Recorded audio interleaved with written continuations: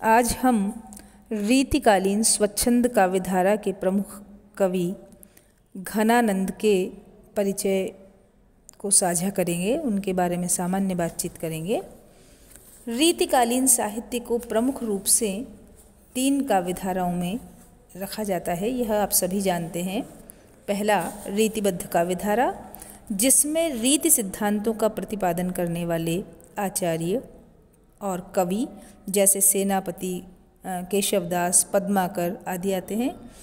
दूसरा है रीति सिद्ध काव्यधारा, जिसमें कवि अपने काव्य में रीति सिद्धांतों का पालन तो करते हैं पर रीति सिद्धांतों की व्याख्या नहीं करते, जैसे बिहारी। और तीसरी धारा है रीति मुक्त काव्यधारा, जिसमें कविगण मुक्त भाव से कविता में अपने हृदय की भावनाओं को व्यक्त करते हैं, जैसे घनानंद, आलम, बोधा आदि। घनानंद रीति मुक्त काव्यधारा के सबसे प्रमुख कवि हैं तथा रीतिकाल में अपना विशिष्ट स्थान रखते हैं। घनानंद ऐसे कवि हैं जो अपने हृदय की पीड़ा को पूरी मार्मिकता के साथ अपने काव्य में व्यक्त करते हैं।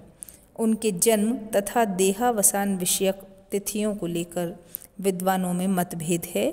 आचार्य रामचंद्र शुक्ल घनानंद का जन्म संवत 1746 के आसपास मानते हैं, तो आचार्य विश्वनाथ प्रसाद मिश्र संवत 1730 के आसपास। सामान्य धारणा यह है कि घनानंद का जन्म संवत 1746 के लगभग तथा देहावसान संवत 1796 के लगभग हुआ था। घनानंद के जीवन के विषय में अनेक किंवदंतियां प्रचलित है, जैसे वे मुगल सम्राट मोहम्मद शाह रंगीले के दरबार में मीर मुंशी थे। वे दरबार की नर्तकी सुजान पर आसक्त थे। दरबार में मीर मुंशी के रूप में उनके प्रभाव से अन्य लोग बहुत ईर्ष्या करते थे तथा घनानंद को नीचा दिखाने का मौका देखते रहते थे। कहा जाता है कि घनानंद अच्छे गायक थे, पर वे सार्वजनिक रूप से नहीं गाते थे। एक दिन दरबारियों ने सम्राट से घनानंद के गायन की बहुत प्रशंसा की। उन्होंने सम्राट से घनानंद का गायन सुनाने का आग्रह करने को भी कहा। सम्राट ने घनानंद से ध्रुपद गाने का आग्रह किया, पर घनानंद ने मना कर दिया। एक दरबारी ने कहा कि यदि सुजान आग्रह करें तो घनानंद अवश्य गाएंगे। घनानंद को उम्मीद नहीं थी कि सुजान ऐसा करेगी, किंतु बादशाह की आज्ञा पर सुजान ने घनानंद से गाना सुनाने का अनुरोध कर दिया। इससे घनानंद को बड़ा धक्का लगा और उन्होंने बादशाह की तरफ मुख फेरकर पूरी तन्मयता से गाया। बादशाह ने इसे अपना अपमान समझा और घनानंद को दरबार से निकाल दिया। घनानंद ने सुजान से साथ चलने को कहा, किंतु वह उनके साथ नहीं गई। इससे वे मर्माहत हुए और इस घटना ने उनकी जीवन दृष्टि ही बदल दी तथा वे वृंदावन चले गए। वहाँ उन्होंने कृष्ण की भक्ति में स्वयं को लीन कर दिया। कहते हैं कि वे चैतन्य संप्रदाय में दीक्षित हो गए, परंतु इसे प्रामाणिक नहीं कहा जा सकता। यह निश्चित है कि घनानंद ने कृष्ण भक्ति को स्वीकार कर लिया तथा उन्होंने कृष्ण भक्ति के कवित्त लिखे। दरबार छोड़ने के बाद वे सुजान के विरह में तड़पते रहे और सुजान विरह ही उनके काव्य का प्रमुख स्रोत है। सुजान का नाम उनके हर कवित्व में आता है। वे सुजान को ही संबोधित करते हैं और यही लौकिक प्रेम अंतिम दिनों में पारलौकिक प्रेम में परिणत हो गया, अर्थात सुजान कृष्ण का पर्याय हो गए। यह भी कहा जाता है कि नादिर शाह के आक्रमण के समय हुए कत्लेआम में घनानंद मौत के शिकार हुए। विशुद्ध कविता करने वाले कवि घनानंद की रचनाओं के संदर्भ में रामचंद्र शुक्ल उनके सुजान सागर, विरह लीला, कोक सागर, रस केलिवल्ली, कृपानंद आदि काव्य ग्रंथों का उल्लेख करते हैं। घनानंद कवित्त शीर्षक से प्रकाशित ग्रंथ में उनके कवित्त संकलित हैं।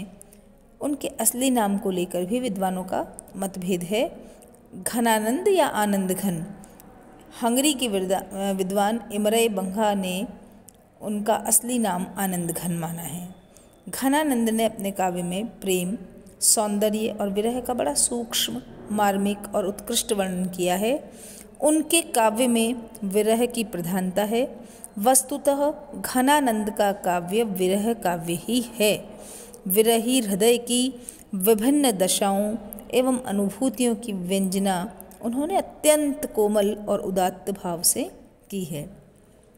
उनकी काव्य की विशेषता बताते हुए उनके काव्य प्रशंसक ब्रजनाथ कहते हैं कि वही रसिक उनके काव्य का आनंद ले सकता है जो कि नेहि महाब्रजभाषा प्रवीण और सुंदरतानी के भेद को जाने। कैसा व्यक्ति कर सकता है? नेहि महा, जो अत्यधिक स्नेहशील हो, जिसके मन में प्रेम भावना विद्यमान हो। ब्रजभाषा प्रवीण, और जो व्यक्ति ब्रज भाषा में निष्णात हो, चूँकि कवि की जो ब्रज भाषा है वह बड़ी ही उच्च कोटि की ब्रज भाषा है, तो यदि व्यक्ति ब्रज भाषा निपुण नहीं है तो वह उनके काव्य का आनंद नहीं ले सकता। और सुंदरतानी के भेद को जाने, काव्य सौंदर्य के विभिन्न प्रकारों को और सौंदर्य के विभिन्न भेदों को जो जानता हो। जोग वियोग की रीति में कोविद, और जो व्यक्ति योग अर्थात संयोग और वियोग दोनों की रीति में निपुण हो। भावना भेद स्वरूप को ठाने, और जो काव्य भावना, काव्य के भेद, उसके स्वरूप को भली प्रकार से समझता हो। चाह के रंग में भीजो ही हो, सैद्धांतिक पक्ष के साथ ही साथ जिसका मन चाह के रंग में, प्रेम के रंग में आपाद मस्तक सराबोर हो। बिछुरे मिले प्रीतम शांति न माने, और चाहे प्रिय से संयोग हो या प्रिय से वियोग हो, मन में कभी कल ना पड़े, कभी चैन ना आए। भाषा प्रवीण, जो व्यक्ति भाषा में प्रवीण हो, सुछंद सदा रहे और स्वच्छंद रीति का परिपोषक हो, सो घन जू के कवित्त बखाने। वही व्यक्ति घनानंद के कवित्वों को समझ सकता है, उनका बखान कर सकता है। इस प्रकार घनानंद प्रेम के कवि हैं, ब्रज भाषा में प्रवीण हैं और स्वच्छंद स्वभाव के हैं। प्रेम की पीर या विरह की व्यंजना में वे बेजोड़ हैं। लाक्षणिक मुहावरे द्वारा प्रयोगों से पुष्ट उनकी काव्य भाषा बहुत उत्कृष्ट है। उनकी कविता का मर्म प्रेम की पीर को अनुभव करने वाला ही समझ सकता है। वे रीतिकाल के अन्य कवियों के समान आचार्य बनने और लक्षण ग्रंथ रचने के प्रलोभन में नहीं पड़े। विशुद्ध प्रेम की मार्मिक व्यंजना में ही उनकी रुचि थी। अपनी प्रेमिका के नाम को उन्होंने अपने आराध्य कृष्ण का नाम मानकर कृष्ण प्रेम को ही परवर्ती जीवन में महत्व दिया। वे सच्चे प्रेम पथिक थे, जिन्होंने प्रेम को ही भक्ति के रूप में व्यक्त किया है।